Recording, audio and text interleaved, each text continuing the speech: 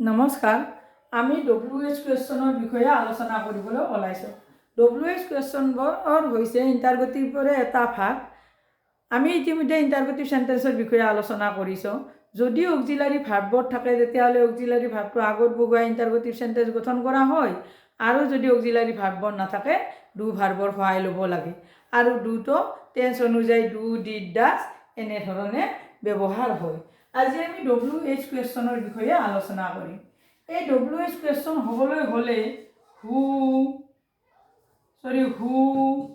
হুম, হুজ, what, where, when, which,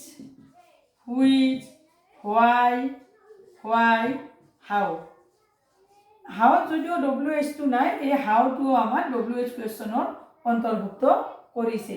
এতিয়া এই শব্দবোৰ লগাই তেনেধৰণে আমাৰ WH কুৱেশ্যন গঠন কৰা হয়।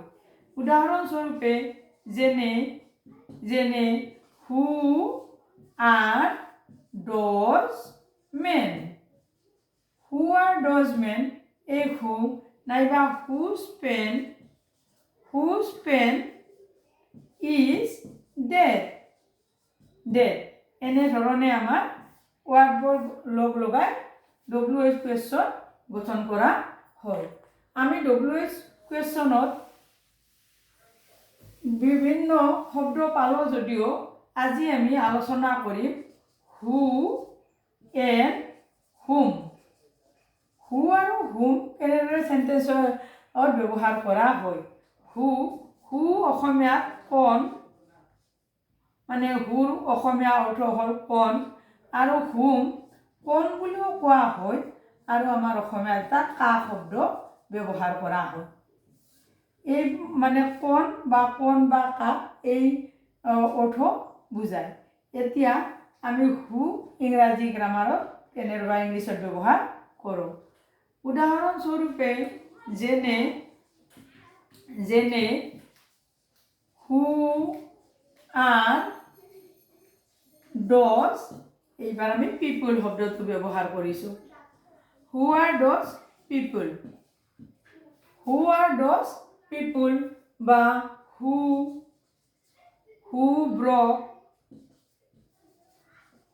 ব্ৰক দ্য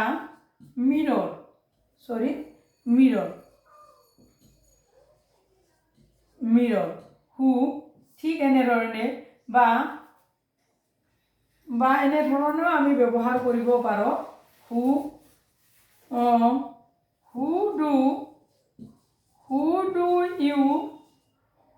ডু ইউ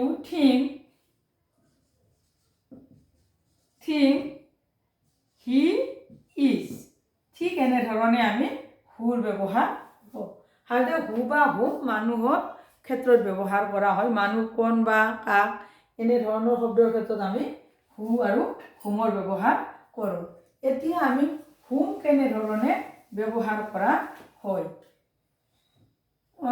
যেনে বা এজ ফৰ এক্সাম্পল আমি হুম টু হুম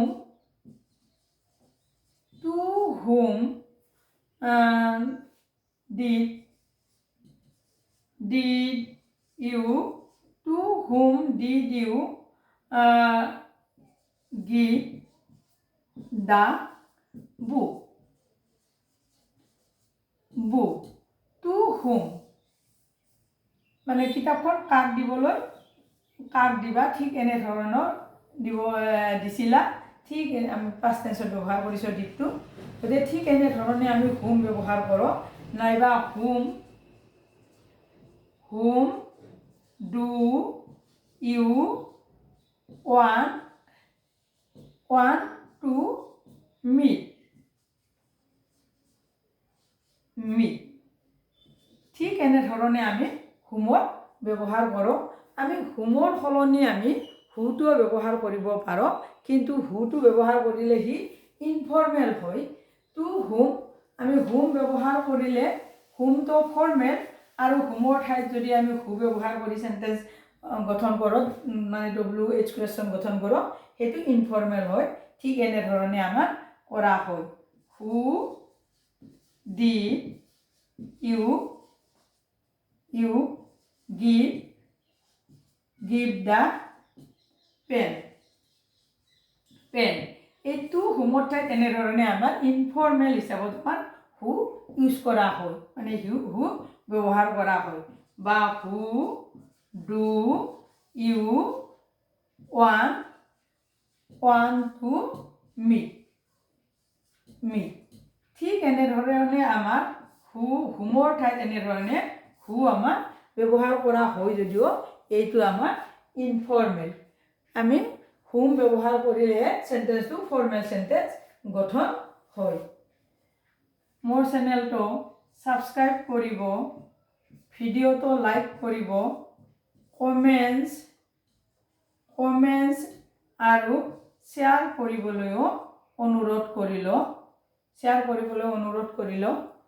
আজি আমি WH কুৱেশ্যনৰ বিষয়ে আলোচনা কৰিলোঁ। সাধাৰণতে হু, হুম, হুজ, হুইচ, হোৱাট, হোৱেৰ, হোৱেন, হোৱাই, হাউ এই ধৰণৰ শব্দবোৰ লগাই WH কুৱেশ্যনবোৰ গঠন কৰা হয়। আমি আজি WH কুৱেশ্যনৰ ৱাৰ্ডবোৰৰ কেৱল হু আৰু হুম এই দুটা শব্দহে কেনেধৰণে ব্যৱহাৰ হয় আমি মানে শিকিলোঁ। হু মানে আমাৰ অসমীয়াত কম আৰু হুম মানে সাধাৰণতে আমাৰ কা শব্দ ব্যৱহাৰ কৰি কৰা হয়। আজিলৈ ইমানেই। নমস্কাৰ।